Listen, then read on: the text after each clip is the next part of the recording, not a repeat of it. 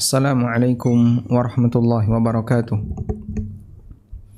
Alhamdulillahi rabbil alamin. Wassalatu wassalamu ala ashrafil mursalin Nabiina wa maulana Muhammadin wa ala alihi wa sahbihi ajma'in. Wa ashhadu an la ilaha illallah wahdahu la syarikalah. Wa ashhadu anna Muhammadan abduhu wa rasuluh sallallahu alaihi wa ala alihi wa sahbihi wa man tabi'ahum bi ihsanin ila yaumiddin.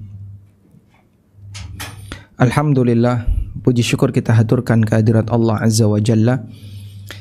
Di kesempatan waktu sore ini kembali kita melanjutkan kajian bersama dengan Muslim Academy, dan insyaallah di kesempatan ini kita akan mengangkat tema tentang masalah tawakal. Kita tahu kenapa kita harus tawakal, karena hidup ini penuh dengan ujian. Sehingga terkadang seorang hamba menghendaki sesuatu tapi dia tidak mendapatkannya. Sebaliknya, ada seorang hamba terancam dengan sesuatu dan dia takut serta berusaha untuk menghindarinya, namun ternyata dia tidak berhasil menghindarinya. Karena itu, setiap orang diajarkan untuk bertawakal kepada Allah Subhanahu wa taala, agar ujian yang dia alami dalam kehidupan ini tidak menjadi beban bagi pikirannya. Seperti yang kita pahami bahwa pada diri manusia, di sana ada dua unsur, unsur jasad dan unsur pikiran, atau kita sebut dengan unsur jiwa. Dan posisi unsur jiwa ini lebih dominan perannya dibandingkan unsur jasad. Ketika jasad tanpa jiwa, maka ibarat fisik yang tidak memiliki ruh, dia tidak punya sumber kehidupan. Sehingga posisi jiwa sangat mewarnai kehidupan bagi setiap orang. Taib. Dan kita diajarkan untuk dekat dengan Allah. Kita diajarkan untuk melakukan zikrullah dan seterusnya dalam rangka untuk menjaga kesehatan jiwa. Sebagaimana kita perlu menjaga kesehatan jasad, ini harus sehat, maka jiwa juga harus sehat. Dan ketika jiwa sehat memberikan pengaruh yang luar biasa kepada kesehatan jasad. Karena itu, bagi para psikolog, orang-orang yang ahli psikologi, mereka memahami ketika manusia dalam kondisi panik, itu bisa menyebabkan ada banyak hal yang akan terganggu baik dalam metabolisme tubuhnya maupun hormonal yang ada pada dirinya. Tapi ketika jiwa seorang hamba itu tenang, jiwanya nyaman, maka dia bisa mencari solusi yang terbaik. Sehingga saat orang itu dalam kondisi panik akan sulit untuk berpikir. Tapi ketika jiwanya itu tenang, dia bisa mencari hal yang terbaik untuk perbaikan dirinya, perbaikan apa yang harus dia upayakan ketika dia punya masalah. Baik, selanjutnya kita akan lihat keterangan tentang masalah tawakal yang saya ambil dari buku saya yang berjudul Prinsip Hidupku. Tawakal bisa dipelajari. Kenapa kita perlu belajar tawakal? Karena hidup ini penuh dengan ujian. Seseorang disebut muflihun, yang dikatakan oleh Allah Ta'ala, qad aflahal muflihun, sungguh beruntung. Qad aflahal mu'minun, sungguh beruntung orang-orang mukmin. Kapan seorang disebut sebagai aflaha? Aflaha ini bentuk kata kerjanya. Sedangkan orangnya disebut al-muflih, jamaknya muflihun. Kapan seseorang disebut aflaha? Para ulama menjelaskan, seseorang disebut aflaha apabila terpenuhi dua kriteria. Pertama adalah dia mendapatkan apa yang diinginkan. Yang kedua, dia terhindar dari potensi bahaya yang ditakutkan. Dan itulah isi hidup. Kita punya harapan dan kita juga punya sesuatu yang kita takuti.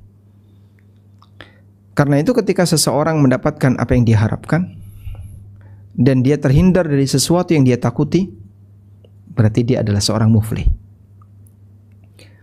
Namun pada kenyataannya, ketika manusia hidup di dunia, Mereka akan selalu menghadapi aneka rintangan ketika ingin mendapatkan apa yang diharapkan. Di saat yang sama, mereka selalu dihantui dengan peluang terjadinya musibah, aneka halangan kehidupan. Sehingga dalam hidup manusia selalu diiringi dengan masalah dan masalah. Maka saat dia punya rencana, pada waktu dia berusaha untuk mengupayakan rencananya, ada peluang gagal. Di saat dia menghindari sesuatu yang dia takutkan, dia berusaha untuk mengambil jalan agar bagaimana sesuatu yang dia takutkan itu tidak menimpanya. Namun kenyataannya kadang sesuatu yang dia takutkan tetap menimpa pada dirinya. Orang takut kena penyakit, orang takut kecelakaan, orang takut apalagi kehilangan harta, orang takut kehilangan salah satu anggota keluarganya, orang takut A, takut B, dan aneka rasa takut yang menghantui manusia. Tapi kenyataannya mereka tidak bisa lepas dari itu, sebab hidup ini penuh dengan ujian. Sehingga manusia punya keterbatasan yang demikian besar, maka banyak masalah tidak bisa dia selesaikan. Yang kemudian ketika masalah itu tidak bisa dia selesaikan, kemudian jadi bahan pikiran dia. Terus dipikirkan, akhirnya numpuk, maka pikiran itu akan menjadi beban yang berat bagi batinnya. Saat beban itu semakin berat, yang terjadi adalah stres. Bahkan sampai pada posisi gangguan jiwa. Pelanggaran terbesarnya adalah sampai kemudian mereka bunuh diri. Ada di antara mereka yang sampai kufur kepada Allah gara-gara dia nggak sanggup untuk menahan beban yang ada pada dirinya. Dan ini akan pelanggaran-pelanggaran yang lainnya. Nah, sehingga hal yang pasti terjadi bahwa setiap hamba pasti dia akan menghadapi yang namanya masalah. Masalah akan selalu berdatangan pada dirinya. Dan masalah itu menimpa fisiknya, yang juga terkadang menimpa jiwanya. Nah, ketika mereka terlalu memikirkan itu masalah berlebihan, sampai di saat dia nggak sanggup lagi untuk menampungnya, akhirnya nggak kuatlah itu jiwa, sehingga jadi orang itu stres, bahkan gila, bahkan ada yang bunuh diri dan seterusnya. Dari sinilah kita bisa memahami bahwa Islam mengajarkan sikap tawakal agar manusia menyerahkan beban hidupnya kepada Zat yang Maha Kuasa dalam mengatur segalanya, Allah Subhanahu wa taala. Oleh karena itu, jika kita renungkan, maka hakikat dari tawakal adalah anugerah besar bagi hamba, sebab ada banyak masalah yang tidak bisa dia selesaikan sendiri. Tawakal adalah anugerah bagi kita karena ada banyak hal dari masalah yang kita hadapi tidak bisa kita selesaikan. Maka kita pasrahkan kepada Zat yang Maha Kuasa dalam mengatur segalanya, Allah Subhanahu wa taala. Tayyib. Ini berkaitan dengan pengantar tentang tawakal. Kenapa tawakal itu penting? Karena tawakal itu mengurangi beban pikiran, mengurangi beban jiwa, sehingga seseorang tidak akan terbebani dengan aneka masalah di pikirannya, yang mungkin itu tidak mungkin bisa diselesaikan sendiri. Selanjutnya, jika kita lihat dari sisi motivasi yang disebutkan dalam dalil, Allah Subhanahu wa taala banyak memberikan penekanan agar kita bertawakal kepadanya. Bahwa tawakal itu iman. Sebagaimana Allah firmankan di surat Al-Maidah, "Wa 'alallahi fatawakkalu in kuntum mu'minin." Bertawakallah kalian hanya kepada Allah in kuntum mu'minin, jika kalian orang-orang yang beriman. Sa'id bin Jubair rahimahullah pernah mengatakan, seorang ulama tabi'in, muridnya Ibnu Abbas. Beliau pernah mengatakan, at-tawakkulu jima'ul iman, bahwa yang namanya tawakal adalah poros dari iman.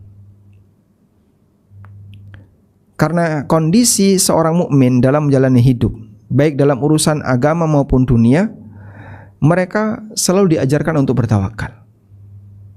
Sebagai contoh misalnya, ketika seorang mukmin beribadah, mereka diajarkan untuk bertawakal kepada Allah. Fa'budhu wa tawakkal alaih. Allah berfirman, fa'budhu wa tawakkal alaih. Sembahlah Allah dan bertawakallah kalian kepadanya. Karena seorang hamba tidak mungkin bisa beribadah kepadanya tanpa pertolongan dari Allah. Sebagaimana isyarat yang Allah sebutkan di surat Al-Fatihah, Iyyaka na'budu wa iyyaka nasta'in. Hanya kepadamu kami beribadah dan hanya kepadamu kami minta pertolongan. Yang ini menunjukkan bahwasanya seorang hamba tidak mungkin bisa beribadah kepada Allah tanpa pertolongan dari Allah. Dan saat seorang hamba itu beribadah, dia tidak akan tahu apakah ibadahnya diterima atau tidak. Karena mungkin akan ada banyak sekali kekurangan dan kesalahan sepanjang dia beribadah. Maka dia butuh untuk bertawakal kepada Allah agar ibadahnya menjadi ibadah yang sukses, ibadah yang berhasil.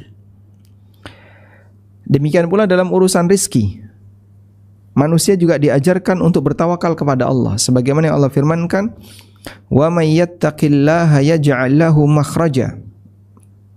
Barang siapa yang bertawakal kepada Allah, barang siapa yang bertakwa kepada Allah, maka Allah akan berikan jalan keluar.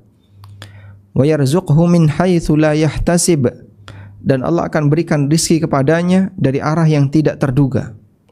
Wa may yatawakkal 'ala Allahi fahuwa hasbuh. Dan barang siapa yang bertawakal kepada Allah, maka Allah yang akan berikan kecukupan baginya. Dan ini tawakal berkaitan dengan masalah rizki. Sehingga dalam urusan dunia maupun dalam urusan akhirat, orang mukmin diajarkan oleh Allah Ta'ala untuk bertawakal. Karena itu Sa'id bin Jubair mengatakan, At-tawakkulu jima'ul iman, bahwa tawakal adalah poros dari iman, kumpulan dari seluruh iman. Dan masih banyak lagi ayat yang memerintahkan kita untuk bertawakal. Intinya seorang mukmin diajarkan untuk menyerahkan segala urusannya kepada Zat yang Maha Kuasa atas segala sesuatu, Allah Subhanahu wa taala. Selanjutnya kita akan melihat bagaimana hakikat dari tawakal. Memahami hakikat tawakal. Sebagai pengantar, kita perlu paham tentang ketetapan Allah Ta'ala. Ketetapan Allah Ta'ala ada dua. Pertama adalah ketetapan syar'i. Apa itu ketetapan syar'i? Ketetapan syar'i adalah semua syariat yang Allah turunkan dalam bentuk wahyu kepada nabinya sallallahu alaihi wasallam. Ketetapan syariat ini berisi perintah, larangan, dan aturan. Bentuk ibadah kita terhadap ketetapan syar'i adalah dengan melaksanakan perintah, meninggalkan larangan, dan menaati aturan. Itulah ibadah kita dan ketaatan kita kepada Allah Subhanahu wa taala. Yang kedua, ada ketetapan takdir. Apa itu ketetapan takdir? Itulah semua kejadian yang Allah ciptakan di muka bumi ini, termasuk apapun kondisi hidup yang kita alami, baik yang kita sukai maupun yang tidak kita sukai. Yang kita sukai disebut dengan takdir baik, yang tidak kita sukai sering disebut dengan takdir buruk dalam pandangan manusia. Dan bentuk ibadah kita terhadap takdir Allah ada dua. Bentuk ibadah kita terhadap takdir Allah ada dua. Tawakal sebelum kejadian dan ridha setelah kejadian. Karena setiap hamba pasti dia akan menjalani itu. Dia punya kondisi di depan atau punya masa depan yang dia tidak ketahui. Masa depan yang tidak dia ketahui, terkadang dia kejar. Maka bentuk ibadah dia kepada Allah berkaitan dengan apa yang menjadi rencananya adalah tawakal kepada Allah. Pasrahkan rencana kamu kepada Allah. Karena kamu tidak bisa mewujudkan dengan kemampuanmu sendiri. Sebab hamba itu makhluk yang lemah. Maka serahkan kepada Allah Ta'ala Sang Kuasa yang mengatur segalanya. Baik. Setelah itu dijalanilah rencana itu sampai akhirnya pada titik hasil. Pada titik hasil, di sana ada dua kemungkinan. Terkadang berhasil dan terkadang gagal. Dalam posisi berhasil dia mungkin bahagia. Tapi ketika gagal, maka ada tugas yang kedua, yaitu ridha terhadap takdir Allah Subhanahu wa taala. Disinilah Ibnu Qayyim rahimahullah pernah mengutip keterangan gurunya, dan wallahu alam kemungkinan ini adalah Syekhul Islam Ibnu Taimiyah. Beliau mengatakan, wa kana syekhuna radhiyallahu anhu yaqul, dan guru kami radhiyallahu anhu pernah mengatakan, al-maqduru yaktanifuhu amran, sesuatu yang ditakdirkan itu diapit oleh dua hal, at-tawakkulu qablah war ridha ba'da, tawakal sebelum kejadian dan ridha setelah kejadian. Faman tawakkala 'ala Allahi qabla al-fi'li, maka siapa yang bertawakal kepada Allah sebelum kejadian, wa radiya bil maqdi lahu, dan dia ridha ba'dal fi'li, dengan apapun yang ditakdirkan oleh Allah setelah kejadian. Dia ridha dengan apapun yang ditakdirkan oleh Allah setelah kejadian, faqad qama bil ubudiyah, berarti dia telah menunaikan bentuk ubudiyah kepada Allah, yaitu ubudiyah kepada ketetapan kauni atau ketetapan takdir. Demikian kutipan yang disampaikan oleh Ibnu Qayyim di Madarijus Salikin. Sehingga begini jemaah, ini hamba punya masa depan. Dan ketika orang berhadapan dengan masa depan, mereka punya rencana. Rencana ini mencakup keinginan, cita-cita, dan seterusnya. Dan takdir itu berjalan. Takdir berjalan. Namun di sana ada hasil. Yang hasil ini tidak ada satupun yang tahu. Saya tidak tahu, Anda tidak tahu, gak ada orang yang tahu. Bahkan Nabi SAW tidak tahu. Karena itu seringkali Rasulullah SAW menyatakan, laustaqbaltu min amri mastadbartu, andaikan kejadian kemarin itu berulang kembali, maka saya akan melakukan ini, saya akan melakukan itu. Sehingga Rasulullah SAW menyebutkan rencana beliau, andaikan kejadian kemarin itu berulang kembali, saya akan melakukan seperti ini. Coba kita lihat contohnya ya. Nabi SAW pernah mengatakan,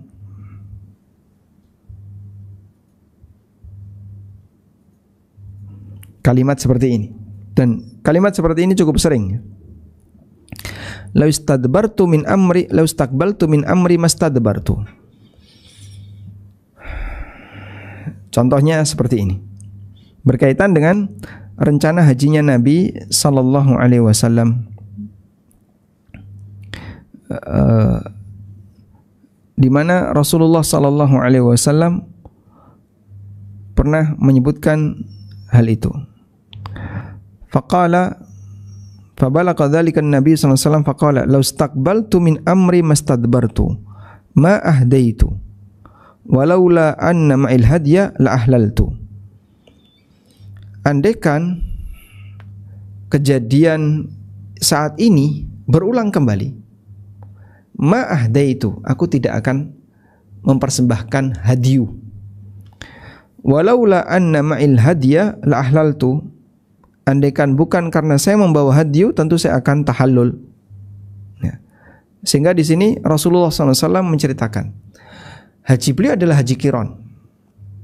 Begitu ketika sampai di lokasi di Mekah, Nabi SAW pengen mengubah niat, melihat kondisi para sahabat yang seperti ini. Lalu beliau mengatakan, andaikan kejadian ini berulang, maka saya akan seperti ini. Nah, itu contoh bahwasanya Rasulullah SAW tidak tahu hal yang gaib. Sampai beliau mengatakan, andaikan kejadiannya berulang, saya akan seperti ini, saya akan seperti itu. Disinilah kita bisa lihat bahwasanya yang namanya hasil takdir tidak ada yang tahu, sampai pun seorang nabi. Nah, dalam posisi hasil di sini ada yang sukses dalam arti sesuai dengan apa yang diharapkan, dan ada yang gagal. Dia tidak mendapatkan apa yang diharapkan.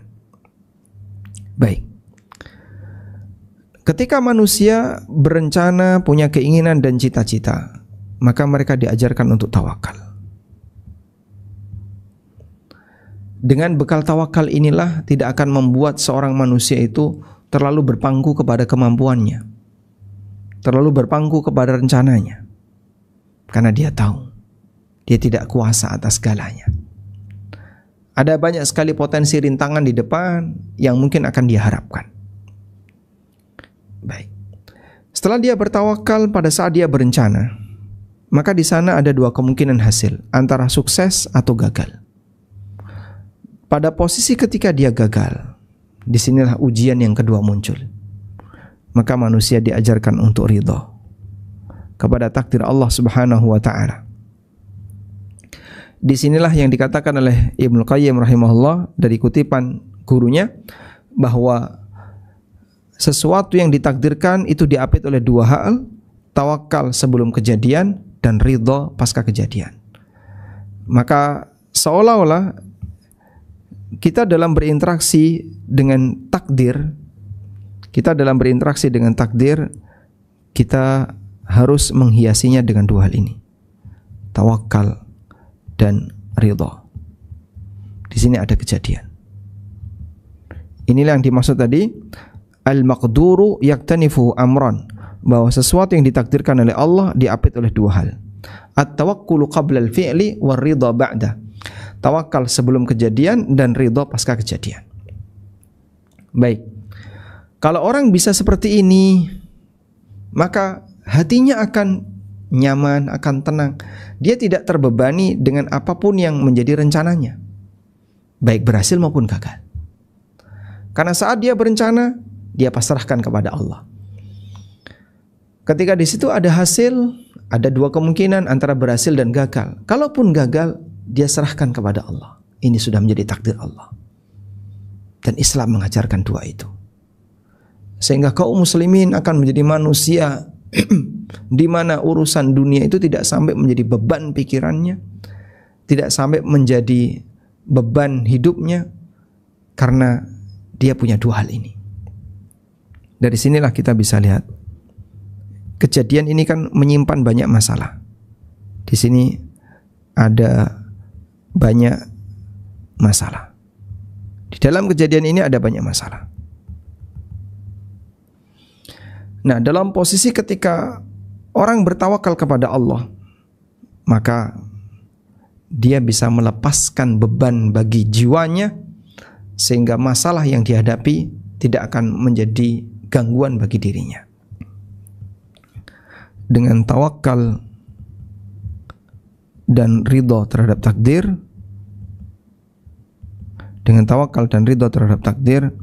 maka manusia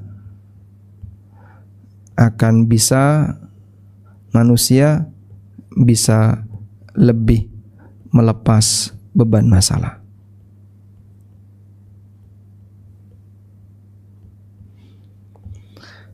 Oleh karena itulah Anda bisa lihat, orang mukmin adalah manusia-manusia yang demikian tegar ketika menghadapi masalah.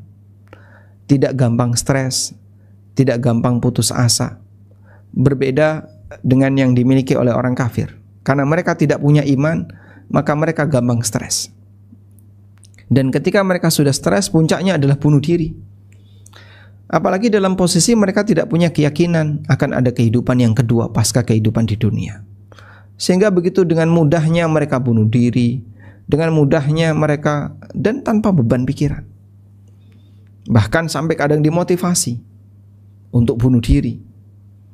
Di beberapa negara Eropa, angka bunuh diri cukup tinggi. Demikian pula di beberapa negara kafir seperti Jepang, Korea, dan yang lainnya. Yang tren itu, Masya Allah, waliyadzubillah, sempat masuk jadi tren di beberapa kampus. Sehingga mahasiswa nulis surat misalnya untuk orang tuanya, untuk siapa, setelah itu dia bunuh diri. Seolah-olah dia ingin melepaskan seluruh beban hidupnya hanya dengan nulis surat. Untuk orang tuanya, untuk keluarganya, untuk kakak-kakak dan adik-adiknya, kemudian untuk teman-temannya. Minta maaf semuanya. Seolah-olah dengan itu dia bisa bebas dari dosa. Padahal bunuh diri tetap perbuatan maksiat dan dosa besar, walaupun seluruh keluarganya ridho kepadanya. Baik, karena mereka adalah manusia yang tawakalnya gak ada, karena mereka tidak punya iman. atau orang yang tawakalnya kecil karena imannya lemah. Sehingga tawakal adalah anugerah dari Allah Ta'ala agar manusia bisa lebih melepas beban masalahnya. Selanjutnya, tawakal dalam urusan rizki. Mungkin banyak orang yang gagal di bagian ini sehingga urusan rizki menjadi penyebab manusia mengalami stres dan tekanan hidup. Ya. Dan itu banyak sekali kejadiannya. Anda tahu apa obat yang paling mujarab? Jawabannya adalah tawakal. Ya. Salah satu keterangan ulama tentang konsep rizki dalam Al-Quran adalah ucapan Hasan al-Basri rahimahullah. Beliau pernah mengatakan, qara'tu fi tis'ina mawdi'an minal Qur'an. Aku membaca di 90 tempat, 90 ayat dari Al-Quran. Annallaha qaddaral arzaq, bahwa Allah lah yang mengatur rizki. Wa dhammanaha li khalqihi, dan Allah yang memberikan jaminan kepada makhluknya untuk dapat rizki. Wa qara'tu fi mawdi'in wahid, dan saya membaca satu ayat dalam Al-Quran. Asyaitanu ya'idukumul faqra. Setan itu menjanjikan kefakiran kepada kalian. Fasyakakna fi qaulis shadiq. Namun sayangnya kadang kita ragu terhadap ucapan Zat yang maha benar, terhadap firman Zat yang maha benar yang disebutkan dalam 90 ayat, dan kita lebih mempercayai perkataan al-kadzib, si pendusta, walaupun hanya di satu ayat, yaitu iblis. Artinya begini, Hasan al-Basri rahimahullah ingin menyampaikan, kenapa kita terlalu stres dalam memikirkan harta? Padahal ada 90 ayat yang menegaskan bahwasanya harta itu telah diatur oleh Allah, di mana Allah Ta'ala telah memberikan rizki kepada masing-masing hamba, membagi rizki kepada masing-masing hamba. Nah, di saat yang sama banyak orang yang percaya pada setan. Percaya pada setan gimana? Setan tuh menggoda orang ini untuk mendapatkan motivasi agar apa, Pak? Mau berbuat maksiat dengan alasan butuh. Hari gini kamu kalau enggak leasing, kapan punya mobil? Kamu kalau enggak KPR rumah, kapan bisa punya rumah? Hari gini. Ayo segera. Akhirnya orang kadang nekat berbuat riba hanya dengan alasan ekonomi. Dan itulah bentuk rasa fakir yang dijanjikan oleh setan, yang dikatakan oleh Allah Ta'ala, asyaitanu ya'idukumul faqra, bahwasanya setan menjanjikan kefakiran. Artinya setan mengajak orang untuk selalu merasa butuh dan butuh. Fakir artinya adalah selalu merasa butuh. Muhammad bin Abi Imran meriwayatkan, ada orang yang bertanya kepada Imam Hatim al-Asam, bagaimana cara Anda bertawakal kepada Allah? Maka jawab Imam Hatim al-Asam, alimtu anna rizki la ya'kulu ghairi fatma'annat bihi nafsi. Aku yakin bahwasanya rizkiku tidak akan dimakan oleh orang lain. Maka itulah yang membuat jiwaku tenang. Aku yakin bahwasanya rizkiku tidak akan dimakan oleh orang lain. Fatma'annat bihi nafsi, sehingga membuat jiwaku tenang. Juga diceritakan ada orang yang mengadu kepada Abu Hazim, wahai Abu Hazim, bagaimana ini harga barang melambung semuanya saat terjadi inflasi. Maka Abu Hazim rahimahullah memberikan nasihat, wa ma yaghummukum min dzalik, apa yang membuat kalian bingung? Inflasi kok bingung? Innal ladzi yarzuquna fil rukhas wal ladzi yarzuquna fil ghala. Zat yang memberikan rizki kepada kita saat barang-barang itu murah, zat yang memberikan rizki kepada kita di saat harga barang itu murah adalah zat yang memberikan rizki kepada kita di saat harga barang itu mahal. Sehingga sebelum inflasi yang ngasih rizki siapa? Allah. Setelah inflasi yang ngasih rizki siapa? Allah. Maka zat yang memberikan rizki di saat lapang dan di saat susah adalah Allah Subhanahu wa ta'ala. Baik, itu jawaban Abu Hazim ketika ada orang yang mengadu kepada beliau pada saat terjadinya inflasi. Abu Hazim mengatakan, mau inflasi mau tidak inflasi, yang ngasih rezeki adalah Allah Subhanahu wa ta'ala. Ada juga nasihat yang disampaikan oleh Ibrahim bin Adham, ya, salah satu di antara ulama yang banyak memberikan nasihat.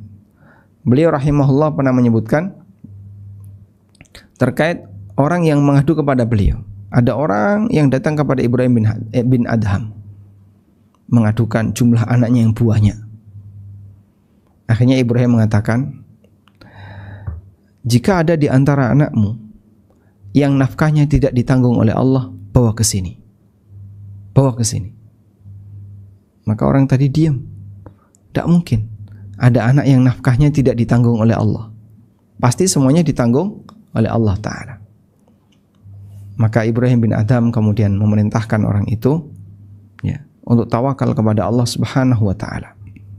Baik, selanjutnya kita akan berbicara berkaitan dengan masalah bagaimana bisa membangun tawakal. Tadi kita sudah sampaikan bahwasanya tawakal itu adalah anugerah, agar seorang hamba tidak terbebani pikirannya ketika dia punya masalah. Karena ketika dipikir terus mungkin masalah nggak beres-beres, justru malah yang terjadi adalah beban jiwa. Sehingga melepaskan beban jiwa itu kepada Zat yang Maha Kuasa adalah bagian dari unsur tawakal, dan itulah anugerah dari Allah untuk hamba-hambanya yang beriman. Baik. Selanjutnya masih berkaitan dengan masalah tawakal, bahwa ketika manusia menghadapi masalah,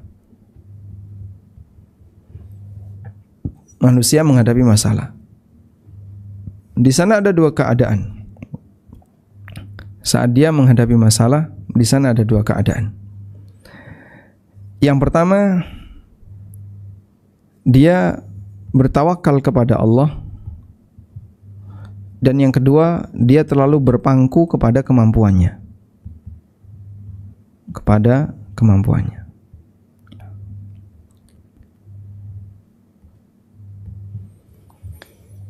Pada posisi ketika dia bertawakal kepada Allah, Allah kasih janji, "Wa may yatawakkal 'alallahi fahuwa hasbuh." Barang siapa yang bertawakal kepada Allah, maka Allah akan memberikan kecukupan.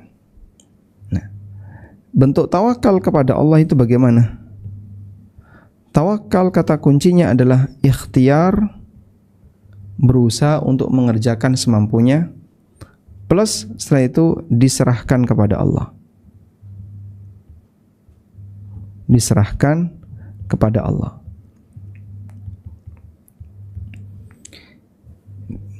Sehingga tawakal tidak diam saja, tapi ada upaya ikhtiar sesuai dengan kemampuannya, baru kemudian setelah itu diserahkan kepada Allah Ta'ala.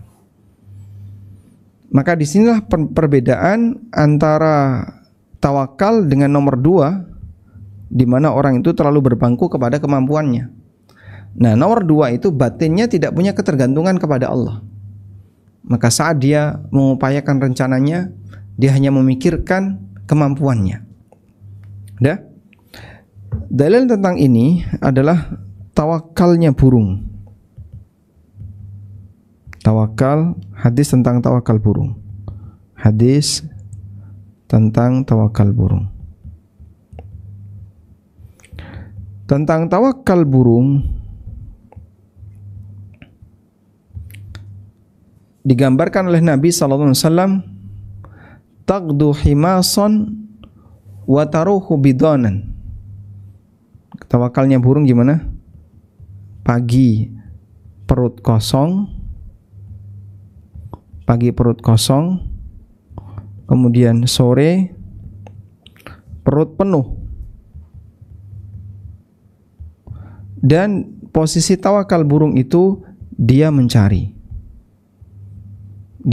makan, bukan diam saja.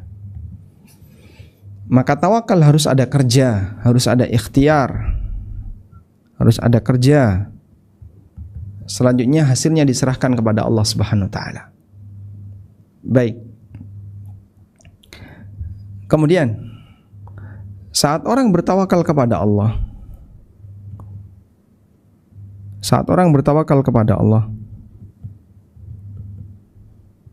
atau begini, saat dapat masalah,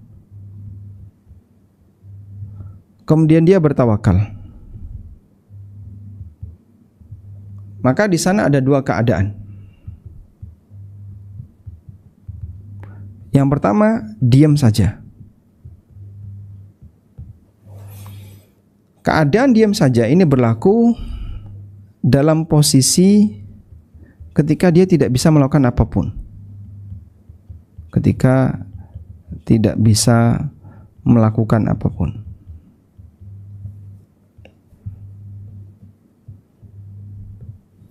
Orang yang diam saja itu berlaku dalam kegiatan tawakal ketika dia tidak bisa melakukan apapun. Contohnya gimana, Pak? Contoh yang pernah terjadi pada Ibrahim alaihissalam. Ibrahim alaihissalam ketika beliau mau dilemparkan oleh kaumnya ke dalam neraka, ke dalam api, bukan ke dalam neraka ya, ke dalam api. Maka Ibrahim diikat lalu dilempar pakai manjanik. Ada yang menyebutkan beliau itu dilempar pakai manjanik, pakai ketapel besar. Saking gedenya api itu sampai mereka tuh takut, nggak berani mendekat. Sehingga Ibrahim dilempar dengan menggunakan ketapel. Beliau nggak bisa ngapa-ngapain. Maka diam saja dalam posisi ketika tidak bisa melakukan apapun, dia bertawakal kepada Allah. Nah, disinilah peran hati dominan. Di sini peran hati menjadi dominan. Saat manusia tidak bisa melakukan apapun, maka batin yang berbicara. Dia pasang kuat-kuat ketergantungan dia kepada pertolongan Allah Ta'ala. Di saat itulah pertolongan Allah akan datang. Sebagaimana Ibrahim alaihissalatu wassalam, ya, ini contohnya adalah tawakal Ibrahim saat mau dilempar ke dalam api.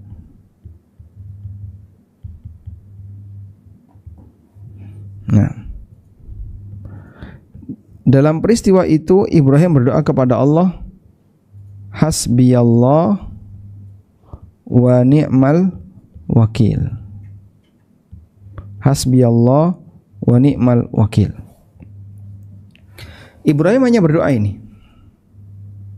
Tawakal Ibrahim pada saat mau dilempar ke dalam api, di mana beliau berdoa, qal sallallahu alaihi wasallam, hasbi Allah wa ni'mal wakil. Cukuplah Allah yang akan menjadi pelindungku dan dia sebaik-baik zat yang akan melindungi hambanya. Baik. Contohnya Aisyah radhiyallahu anha. Contoh yang lain ya, tawakalnya Aisyah saat dituduh. Tawakal Aisyah.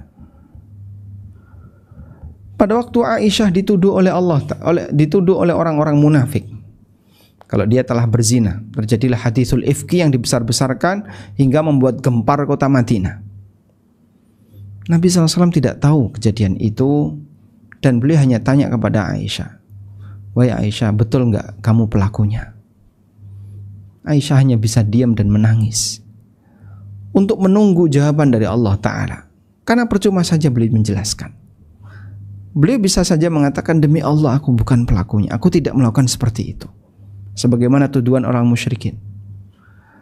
Cuman tuduhan itu nggak hilang. Karena coba Anda lihat ya, dalam hadisul ifki, sebabnya adalah karena Aisyah radhiyallahu anha ketinggalan rombongan. Lalu ada sahabat yang masih muda yang kemudian menyusul rombongan, ternyata melihat kok ada orang-orang tidur. Ada orang tidur dengan menggunakan baju warna gelap. Maka saat didekati, ternyata Aisyah radhiyallahu anha, langsung beliau mengucapkan innalillahi wa inna ilaihi rajiun. Fastaiqadat Aisyatu bistirja'ihi. Aisyah pun terbangun karena mendengar suara istirja, innalillahi wa inna ilaihi rajiun, oleh orang ini. Kemudian Aisyah memasang niqabnya, pasang tutup wajah. Ya, karena kenapa kok dia bisa mengenali Aisyah? Karena dulu tidak ada perintah untuk itu. Sehingga kaum muslimah mereka terbuka wajahnya. Baik. Dalam posisi seperti itu akhirnya Aisyah dinaikkan ke atas punggung onta, kemudian dituntun oleh sahabat ini sampai akhirnya masuk kota Madinah. Ramailah kota Madinah. Masya Allah, ini ada seorang pemuda bersama dengan seorang pemudi yang punya suami. berarti sekarang Aisyah telah tidak lagi komitmen dengan suaminya alias berzina. Dibesar-besarkan oleh orang-orang munafik. Aisyah hanya bisa diam saat dituduh zina. Dalam posisi ketika Aisyah diam, Allah Subhanahu wa taala yang menyelesaikan. Itulah contoh di mana ketika orang dapat masalah, dia sudah nggak bisa ngapa-ngapain, ya sudah, serahkan kepada Allah Ta'ala. Yang kedua, dia masih bisa ambil sikap. Walaupun peluang kecil. Dia masih bisa mengambil sikap walaupun peluangnya kecil. Tapi karena dia sangat butuh, maka dia melakukan sesuatu. Ya. Sehingga bentuk mengambil sikap ini adalah bagian dari ikhtiar. Bagian dari ikhtiar, usaha yang dia lakukan sebelum tawakal. Usaha sebelum tawakal. Baik. Nah, dalam posisi ini, ketika dia melakukan usaha sebelum tawakal atau sebelum kejadian, ya, yang saya maksud sebelum kejadian, dia melakukan tindakan sekecil apapun yang bisa dilakukan sebagai bentuk ikhtiar. Contohnya apa, Pak, di sini, Pak? Sampel. Contohnya apa? Tawakalnya Hajar. Ibunda Hajar radhiyallahu anha, pada waktu beliau ditinggal oleh suaminya Ibrahim, perbekalannya habis.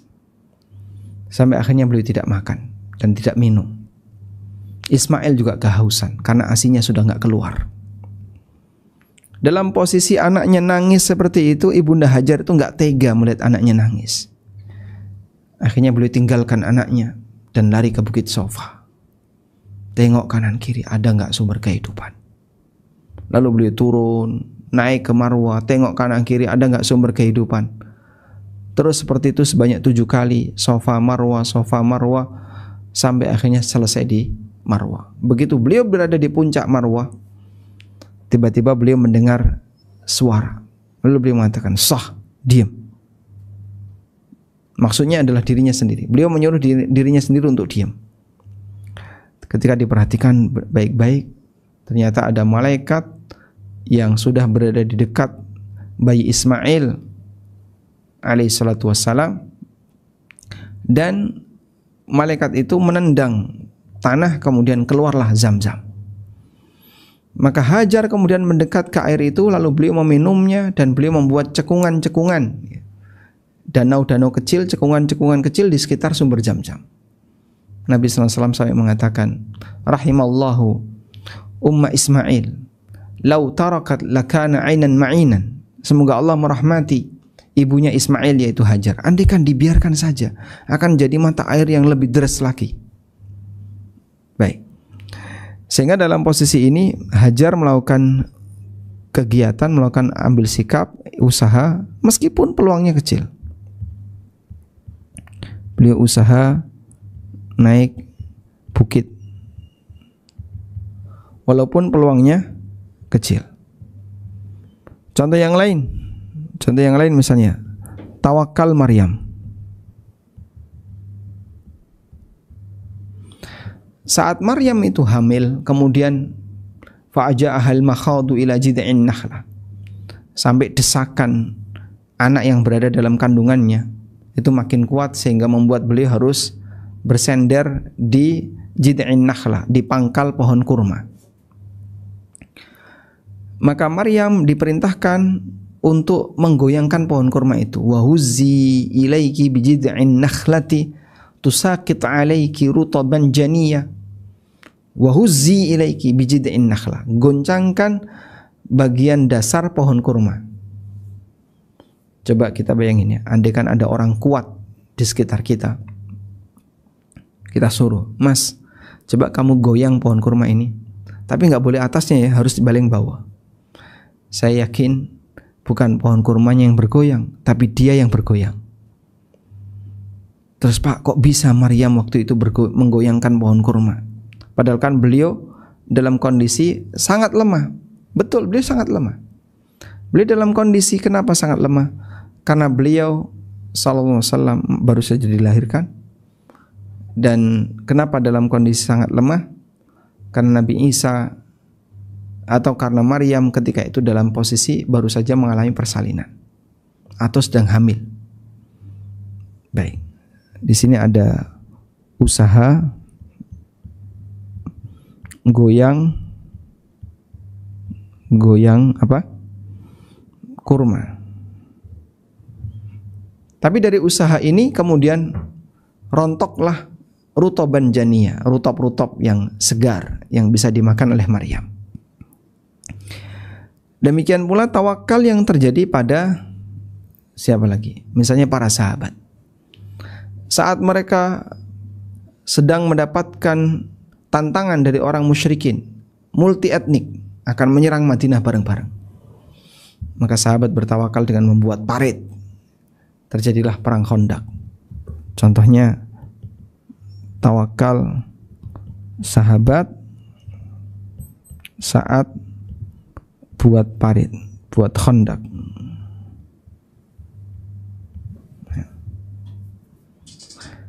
Dan ini semuanya adalah tawakal dengan cara mengambil sikap. Sehingga posisi orang bertawakal itu ada dua ya.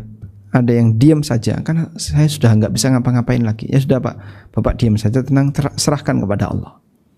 Semoga Allah nanti akan menyelesaikan. Tapi ada tawakal yang harus ambil sikap. Contohnya dalam urusan rizki, kamu harus kerja biar nanti dapat pendapatan. Dalam urusan apalagi, kalau mau pintar, kamu harus belajar, nggak bisa kemudian diam saja langsung pintar. Masih bisa kan belajar, masih bisa nyari rizki, masih bisa kerja, bisa, baik lakukan. Tapi katanya saya disuruh tawakal. Iya, tawakal bukan berarti kemudian diam saja. Tapi tawakal di sini adalah ada usaha. Kecuali dalam posisi ketika sudah tidak lagi memungkinkan untuk mengambil usaha. Maka serahkan kepada Allah Subhanahu wa taala. Baik. Kemudian tawakal bisa bertambah. Tawakal itu bisa bertambah. Demikian pula sebaliknya bisa berkurang. Posisi tawakal itu bertambah ketika orang sudah punya tawakal lalu ditambah oleh Allah dengan tawakal. Ditambah oleh Allah. Dengan cara apa? Dengan cara dikuatkan hatinya. Ditambah oleh Allah dengan dikuatkan hatinya.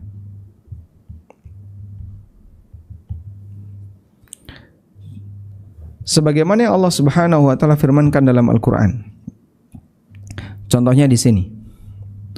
Di surat As-Saff ayat 14, Allah taala berfirman, "Ya ayyuhalladzina amanu kunu ansarallahi kama qala Isa bin Maryam lil hawariyin man ansari ilallah." Wahai orang-orang yang beriman, jadilah kalian para pejuang-pejuang agama Allah sebagaimana yang pernah dikatakan Nabi Isa bin Maryam kepada orang-orang Hawari, "Man ansari ilallah," siapa yang akan menjadi penolongku untuk memperjuangkan agama Allah? Qala al-hawariyun, maka para hawariyun mengatakan, "Nahnu ansarullah," kami adalah pembela agama Allah. Fa amanat ta'ifatu min bani Israil wa kafarat ta'ifah, maka sebagian kelompok di kalangan Bani Israel beriman dan sekelompok yang lain kufur. Fa ayyadna alladziina amanu. Bagian terakhir coba lihat. Fa ayyadna alladziina amanu ala aduwwihim fa asbahu zahirin. Lalu kami kuatkan bagi orang-orang yang beriman untuk melawan musuh mereka. Di situ ada kalimat fa ayyadna. Maka kami kuatkan. Di sini Allah tambahkan tawakal dengan dikuatkan hati.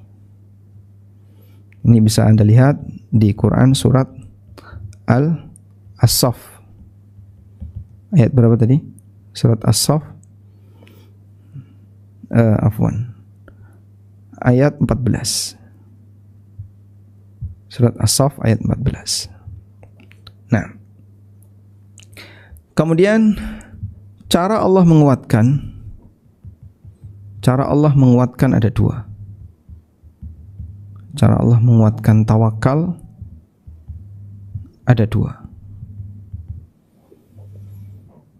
Yang pertama adalah langsung disematkan ke hati. Langsung disematkan ke hati.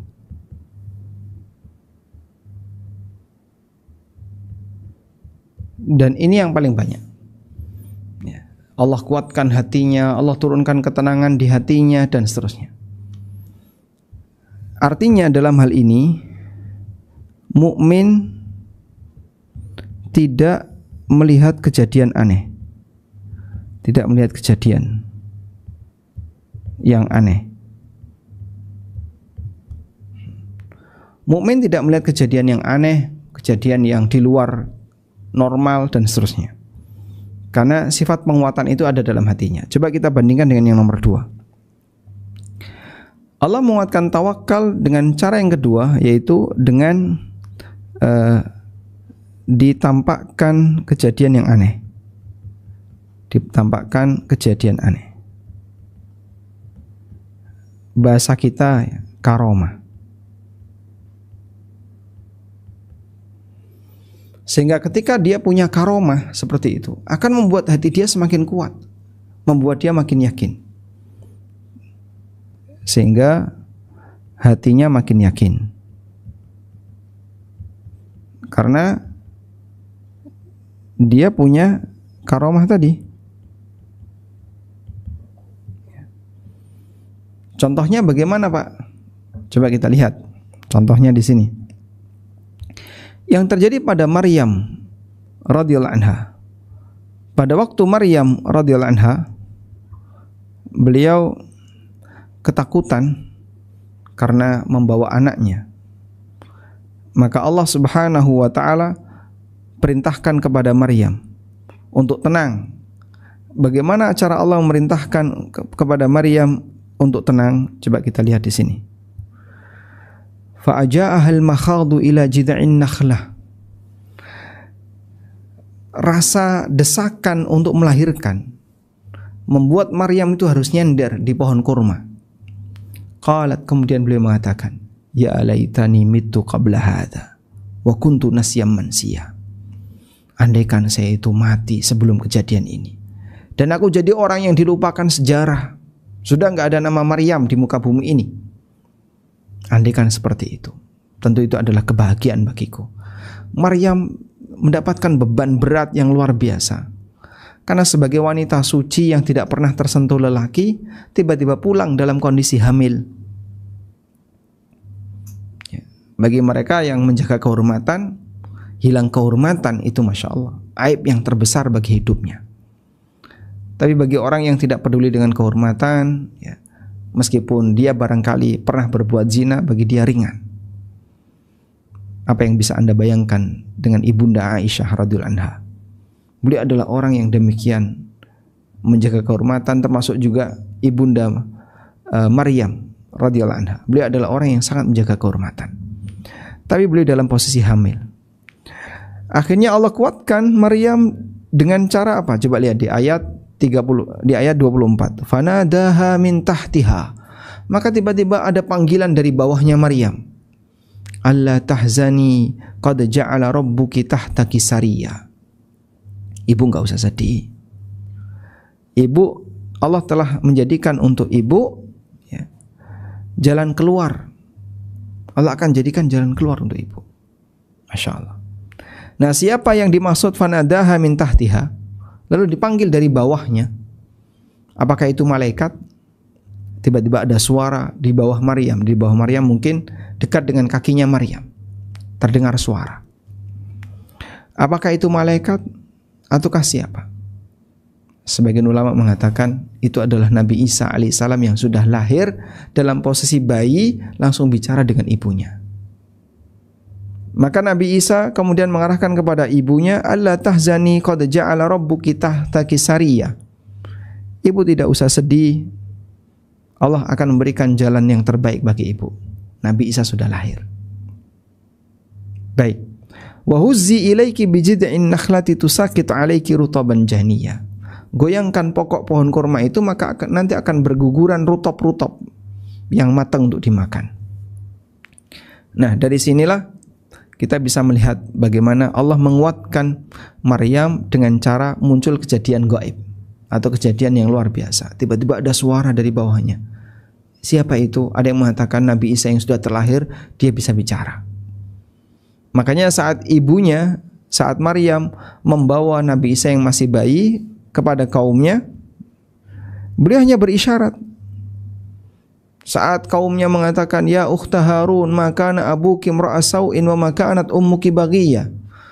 Wahai saudarinya Harun, bapakmu itu bukan orang jelek dan ibumu juga bukan orang yang jahat. Kenapa kamu seperti ini? Fa asyarat ilaih, maka Maryam hanya berisyarat kepada bayi tadi. Percuma beliau bicara, karena kalau bicara nggak bakalan diterima. Ketika bicara tidak akan diterima. Maka bayi ini yang ditunjuk oleh Maryam. Fa asyarat ilaih, maka Maryam menunjuk ke arah bayi ini, yaitu Nabi Isa alaihissalam. Qalu kaifa nukallimu man kana fil mahdi sabiyya, maka mereka mengatakan, nah gimana kami bisa ngomong sama bayi yang baru saja dilahirkan yang masih berada dalam gendongan? Qala, kemudian tiba-tiba Nabi Isa bersuara. Qala inni Abdullah atani al-kitaba wa ja'alani nabiyya wa ja'alani mubarakan aynama kuntu wa awsani bis salati waz zakati ma dumtu hayya wa barram biwalidati wa lam yaj'alni jabbaran syaqiyya, dan seterusnya sampai akhir ayat dari cerita tentang Maryam dan Nabi Isa. Baik. Dari sini kita bisa lihat bahwasanya Allah Ta'ala memberikan penguatan kepada Maryam dengan cara bayinya bisa bicara. Contoh yang lain, di mana penguatannya adalah penguatan yang sifatnya ditampakkan kejadian aneh, kejadian karomah. Apa contoh yang lain? Ya. Misalnya datang malaikat, lalu kemudian malaikat itu menyampaikan bahwasanya saya diutus Tuhan untuk membantumu, atau yang semisalnya. Nah, tapi tidak semuanya memiliki karomah. Ada yang sama sekali dia tidak punya karomah. Maka saat langsung disematkan ke dalam hati, walaupun dia tidak melihat kejadian yang aneh, tapi dia yakin ini datang dari Allah Ta'ala. Dan itulah yang dominan di tempat kita. Dan kalau ditampakkan kejadian yang aneh atau karomah, terkadang juga dalam mimpi, sehingga membuat orang jadi semakin yakin. Aku kok tadi bermimpi kayak gini ya, kayaknya itu isyarat seperti ini. Akhirnya dia semakin yakin. Nah, itu cara Allah Ta'ala menguatkan hati para hamba. Baik. Dari sinilah praktek seseorang ketika dia mendapatkan tawakal, dia bertawakal kepada Allah, maka Allah bisa saja menambahkan tawakal untuknya, ditambah oleh Allah. Saat dia bertawakal, maka nanti tawakalnya akan ditambah oleh Allah Ta'ala dengan dikuatkan hatinya. Nah, kemudian ada cara menguatkan hati yang disebut dengan rabatna ala qulubihim, diikat hatinya. Wa rabatna ala qulubihim. Coba kita lihat di sini. Seperti yang terjadi pada Ashabul Kahfi.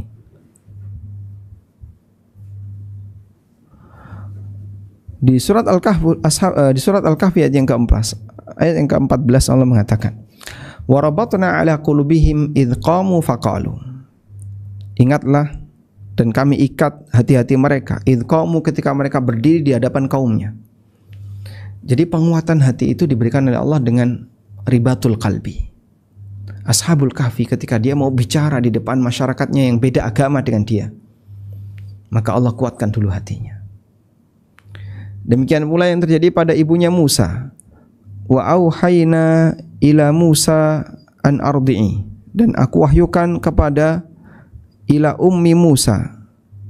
Wa auhayna ila ummi Musa, dan aku wahyukan kepada ibunya Musa. Ibunya Musa mendapatkan wahyu bukan berarti beliau seorang nabi. Dan ada yang mengatakan Allah utus malaikat untuk berubah wujud dan memberikan nasihat kepada ibunya Musa. An ardi'i, silahkan kamu susui Musa. dalam posisi ketika ibunya itu sangat khawatir dengan keselamatan Musa karena mau dibunuh dan dibantai oleh Firaun. Fa idza khifti alaihi fa'alqihi fil yammi wa la takhafi. Kalau kamu takut, maka lemparkan anakmu ke dalam sungai. Takut anaknya mati, malah diperintahkan untuk melemparkan anaknya ke sungai. Nah, para ulama mengatakan, sebagian ulama mengatakan bahwa yang membisiki ibunya Musa itu bukan bisikan dalam hati, karena nggak kebayang seorang ibu tega membuang anaknya di sungai dalam posisi dia sangat ingin anaknya selamat. Padahal sungai Nil itu penuh dengan buaya, mungkin ada banyak binatang-binatang buas yang akan sangat mengganggu keselamatan anaknya, tapi malah disuruh untuk dibuang di sungai. Namun itulah cara yang dilakukan oleh Allah Ta'ala, yang diberikan oleh Allah Ta'ala untuk menyelamatkan Musa. Dan Allah janjikan kepada ibunya Musa, inna radduhu ilaiki wa ja'iluhu minal mursalin. Sesungguhnya kami akan kembalikan Musa kepadamu dan kami akan jadikan Musa sebagai utusan. Maka dikasih janji. Nah, itu contoh tambahan tawakal yang diberikan oleh Allah dengan ditampakkan kejadian aneh. Wallahu ta'ala alam. Baik. Dan saat kita bertawakal kepada Allah, misalnya dalam urusan rizki maupun yang lain, terkadang kita mendengar sebuah tausiah. Misalnya Anda lagi suntuk dalam masalah rizki, lagi stres, atau lagi galau, tiba-tiba ada nonton kajian, lalu mendengar Ustadz menyampaikan pesan, Ustadz memberikan tausiah, menguatkan hati Anda. Saat Anda mendengarkan tausiah yang menguatkan hati, itu adalah bentuk tawakal yang bertambah. Dengan cara Allah kuatkan hati, bisa disematkan dalam hati. Anda mungkin tidak melihat kejadian aneh, tidak melihat karomah, tapi cukup dengan hati Anda makin yakin, itu berarti tawakal Anda bertambah. Wallahu a'lam. Demikian yang bisa kita sampaikan, semoga bermanfaat. Wassallallahu ala nabiyyina Muhammadin wa ala alihi wa sahbihi wasallam. Jazakallah khairan Ustadz atas materi hari ini. Sebelum saya membacakan pertanyaan, izin Ustadz, apakah audio saya terdengar dengan baik? Alhamdulillah jelas.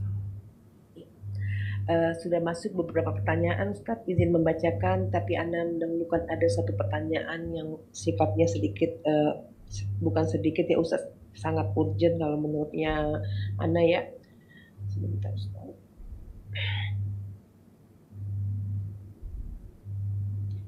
Bismillah, Assalamualaikum warahmatullahi wabarakatuh. Waalaikumsalam warahmatullahi wabarakatuh. Izin bertanya sedikit masalah urgent.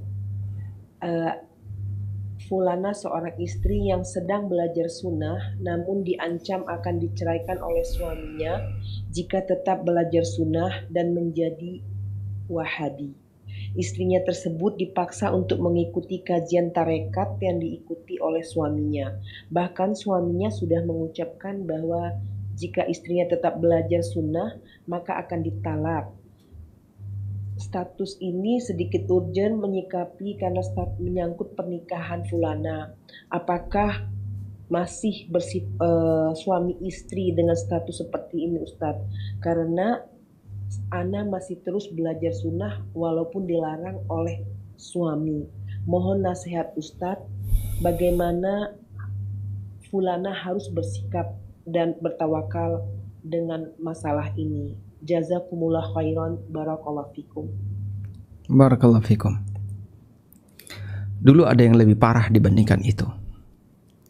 Itulah bentuk tawakal yang dialami atau ujian yang dialami oleh istrinya Firaun, yang disebutkan oleh Allah dalam Al-Quran. Wa daraballahu mathalan lilladzina amanu imra'ata fir'aun idh qalat rabbi ibnili 'indaka baitan fil jannah wa najjini min fir'auna wa 'amalihi wa najjini minal qaumidz zalimin. Dan Allah membuat contoh permisalan tentang orang kafir atau tentang orang yang beriman adalah istrinya Firaun. Idh qalat, ketika istrinya Fir'aun mengatakan, coba kita tampilkan ayatnya. agar kita bisa lebih menikmati.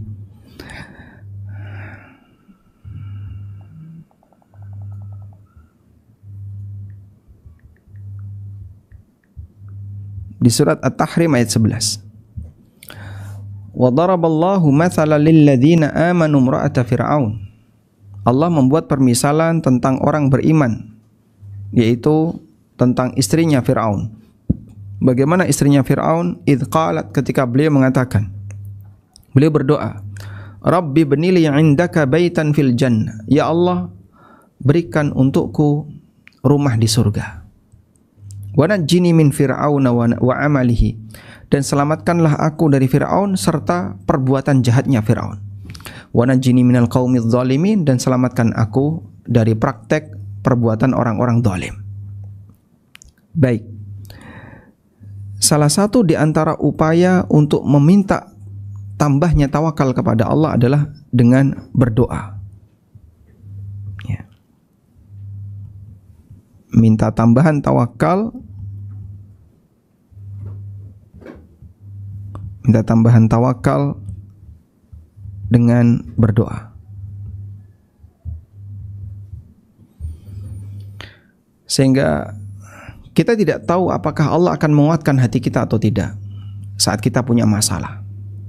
Tapi kita ingin menghadapi masalah itu dengan dengan berani, artinya kita tidak kemudian melepaskannya. Maka kita iringi dengan bertawakal kepada Allah dan kita minta tawakal tambahan dari Allah dalam bentuk berdoa. Sebagaimana yang dilakukan oleh istri siapa? Fir'aun. Saat beliau dipaksa oleh suaminya, kalau tetap mengikuti agama Musa, maka pilihannya kau akan dibunuh. Sehingga kau tidak bisa lagi menikmati indahnya istana Fir'aun. Gak punya lagi fasilitas sebagaimana fasilitas sebagai seorang permaisuri sang raja. Dia gak bisa lagi menikmati kemewahan dunia. Dan bahkan dia akan dibunuh. Tapi Masya Allah, wanita mukminah ini tetap bertahan. Dalam posisi ketika dia bertahan, dia akan kehilangan satu, kehilangan nikmat dunia. Yang kedua, dia bisa jadi akan mendapatkan hukuman sampai pada tingkatan pembunuhan. Maka dia berdoa kepada Allah, ya Allah, kalaupun saya kehilangan istana Fir'aun, maka saya minta kepadamu agar aku diberi istana di surga.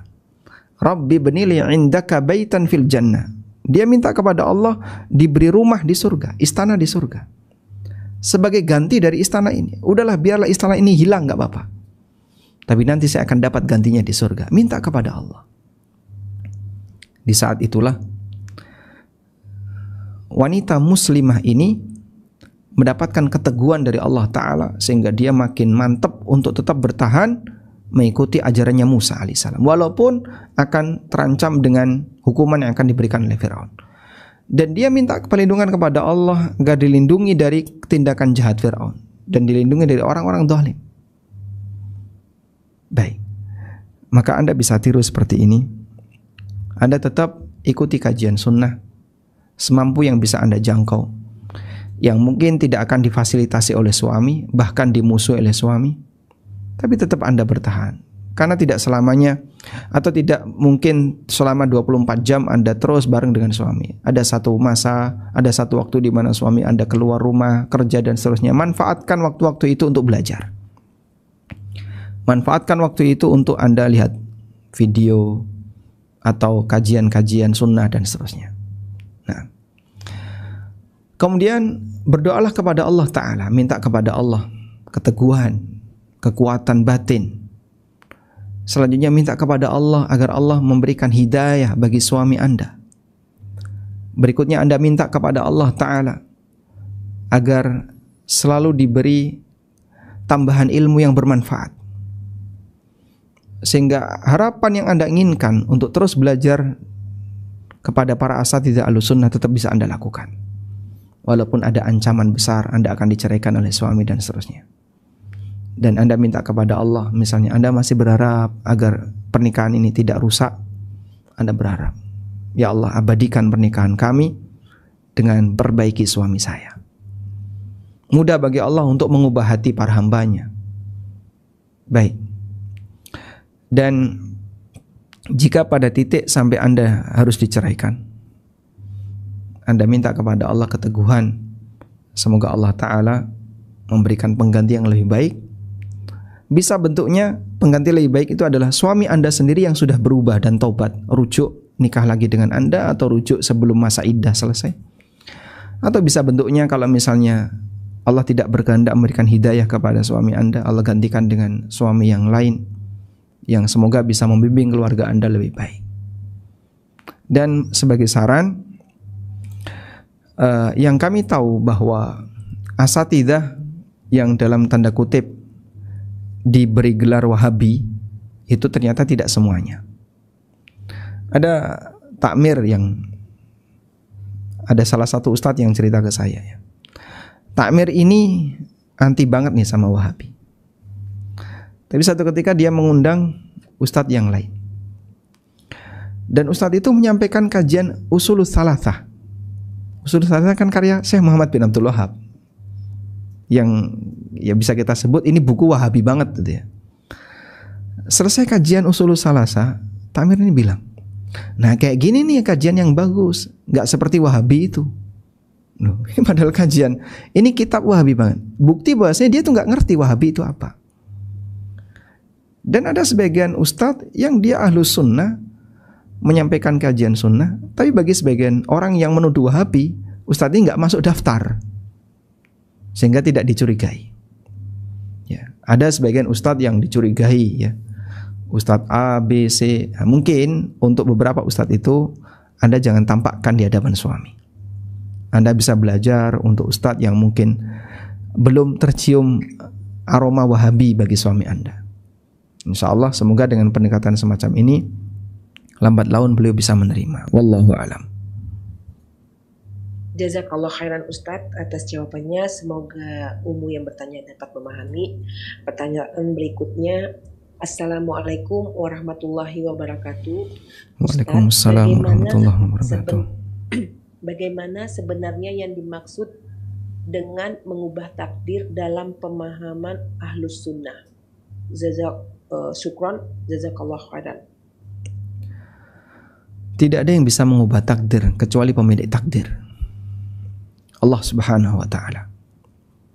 Dan takdir itu ada dua. Ada takdir yang diketahui oleh sebagian makhluk, dan ada takdir yang tidak diketahui kecuali oleh Allah Ta'ala. Contoh takdir apa Pak yang diketahui oleh sebagian makhluk?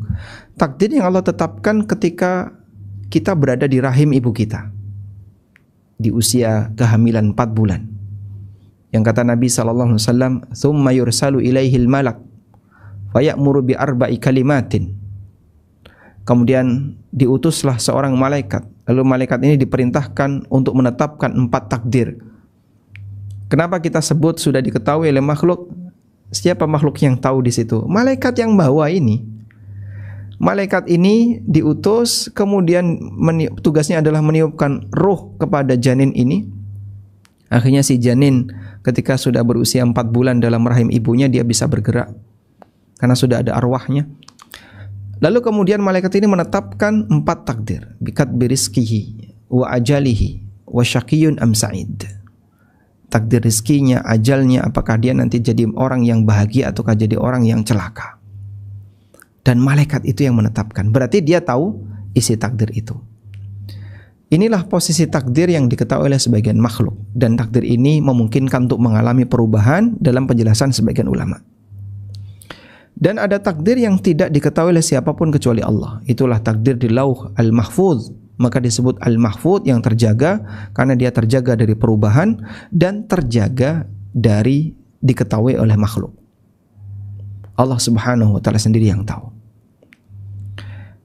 Nah, berkaitan dengan pemahaman la yaruddul qadar illa du'a, tidak ada yang bisa mengubah takdir kecuali doa. Itu dipahami bahwa yang berubah itu adalah takdir tadi, takdir di rahim. Misalnya si A ditetapkan sakit, lalu dia banyak berdoa kepada Allah sampai akhirnya kemudian dia sembuh. Baik. Di Lauhul Mahfuz tidak berubah. Di Lauhul Mahfuz tertulis si A sakit, lalu dia berdoa antara bulan sekian sampai bulan sekian, setelah itu si A sembuh. Tidak ada perubahan. Sementara yang ditetapkan oleh malaikat tadi, mungkin nggak itu berubah? Sangat mungkin. Dan kita tidak tahu apakah atau bagaimana bentuk perubahannya. Yang jelas ini hal yang gaib. Hanya saja para ulama memberikan pendekatan. Bisa jadi yang berubah adalah bagian ini. Namun pada prinsipnya tidak ada yang keluar dari takdir, karena Anda berdoa itu sendiri juga bagian dari rangkaian takdir. Wallahu a'lam. Jazakallah khairan Ustadz. Pertanyaan berikutnya, Ustadz, kalau kita diuji, bolehkah kita menangis dan sebatas apa yang untuk menangis itu Ustadz? Sebatas apakah ada batasannya ketika kita diuji, dicoba menangis dengan cobaan tersebut? Ketika kita diuji, bolehkah kita menangis? Coba kita lihat hadis berikut. Nabi SAW pernah menangis disebabkan karena kehilangan Ibrahim.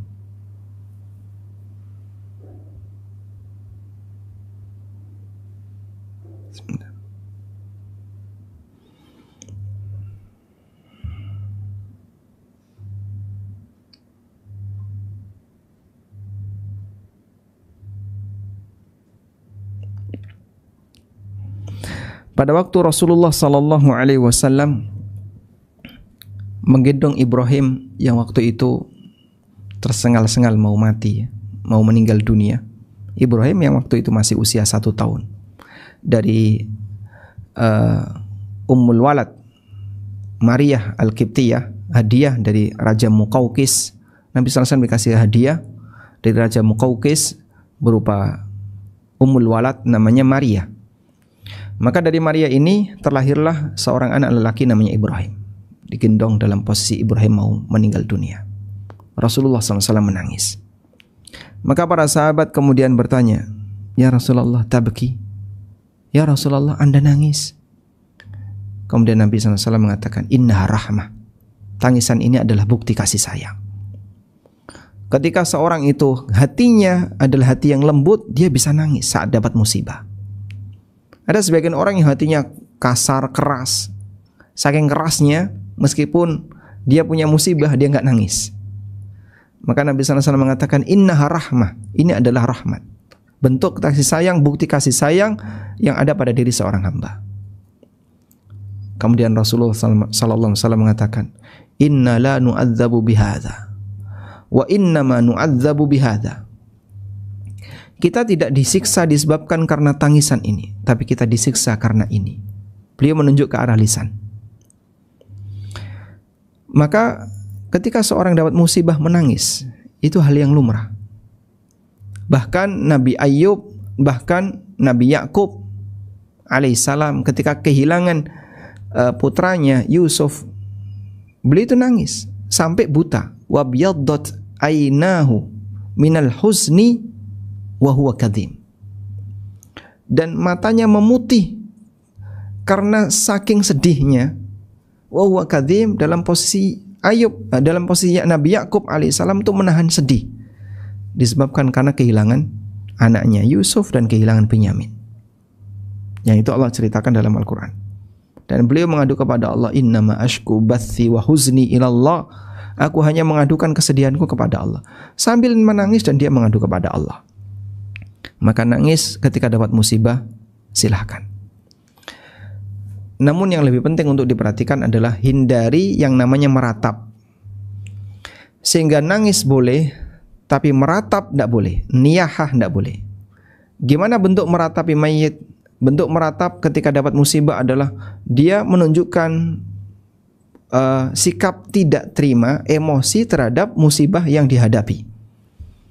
Misalnya ketika kehilangan suaminya, terus dia nangis gulung-gulung sambil jambak-jambak rambut, sambil narik-narik baju. Terus apa lagi Pak? kadang rambutnya digundul, kadang kepalanya dibentur-benturkan ke tembok. Dan Nabi SAW berlepas diri dari orang semacam ini. Kadang pipinya ditampar-tampar. Lalu dia bilang, saya mau ikut abang, saya ikut mas, biarlah saya mati saja. Dia nggak terima ketika ditinggal mati oleh suaminya. Ini orang yang nggak terima dengan takdir Allah. Kalau sampai pada posisi ini dia berdosa, dosa besar. Maka kalau sampai pada tingkatan niyaha, meratapi mayit, menunjukkan kalau dia nggak ridho dengan musibah itu dosa besar. Namun kalau dia tahan diri, dia masih ridho walaupun nangis, insya Allah tidak sampai berdosa, dan itu sifatnya hanya tangisan karena sedih, pengaruh kasih sayang ada pada dirinya. Wallahu a'lam. Ustadz, ini ada beberapa pertanyaan mengingat waktunya berapa lama waktu lagi Ustadz, untuk ada 4-5 pertanyaan Ustadz, dan di luar tema 3 pertanyaan. Baik, mungkin satu lagi karena sekarang jam 5:30 ya. Iya Ustadz. Kalau begitu saya pilihkan yang sesuai tema ya Ustadz.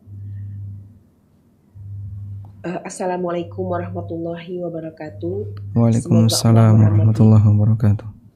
Semoga Allah merahmati Ustadz, para ulama, dan kaum muslimin dan muslimat. Izin bertanya Ustadz, untuk seorang istri terhadap kemaksiatan yang dilakukan secara terus-menerus oleh suami, apakah tawakal yang sesuai? Apakah diam atau tetap berusaha menghindarkan suami dari kemaksiatan itu? Sedangkan suami selalu berucap tidak usah ikut campur karena itu urusan suami saja. Sedangkan itu mempengaruhi kehidupan keluarga dan contoh yang buruk bagi anak-anak. Jazakallah khairan, barakallahu fikum. Kalau sampai pada tingkatan itu dilakukan terang-terangan, maka istri punya tugas untuk mengingatkan. Mengingatkan itu ikhtiarnya, hasilnya itu tawakal. Sehingga kalau dia nggak ikhtiar, kemudian tawakal, ini keliru. Tadi kita sebutkan kan, posisi ketika orang punya masalah, ada yang dia sudah nggak bisa ngapa-ngapain lagi, ada yang dia masih bisa berikhtiar. Dalam posisi ketika dia masih bisa berikhtiar, saya ingin ada perubahan pada suami saya, maka Anda berikhtiar dengan berdoa, Anda berikhtiar dengan ngingetin ya. Mungkin sesekali waktu Anda misalnya kasih video ke suami, praktek dosa yang dilakukan oleh suami, atau saat berada di mobil kemudian nyetel kajian tentang kasus yang dialami oleh suami kenceng-kenceng sehingga suaminya mendengar. Saat dia selalu mendengarkan dalil, semoga ada perubahan. Nah, tawakalnya ada pada posisi perubahannya, ikhtiarnya ada posisi usaha mengingatkan, kemudian nyetel kajian yang didengerin oleh suaminya, dan seterusnya. Dengan cara demikian, semoga Allah Ta'ala membukakan hatinya, dan Anda serahkan kepada Allah untuk perubahan hati suami, karena dialah zat yang maha mengatur hati para hamba. Semoga dengan doa ditambah dengan ikhtiar, Allah Subhanahu wa Ta'ala kuatkan batin Anda untuk terus melakukan perubahan di keluarga Anda. Baik, mungkin demikian yang bisa kita sampaikan. Semoga apa yang kita bahas ini menjadi ilmu yang bermanfaat. Wassallallahu ala nabiyyina Muhammadin wa ala alihi wa sahbihi wasallam. Wa akhiru da'wana anil hamdulillahi rabbil alamin. Wassalamualaikum warahmatullahi wabarakatuh.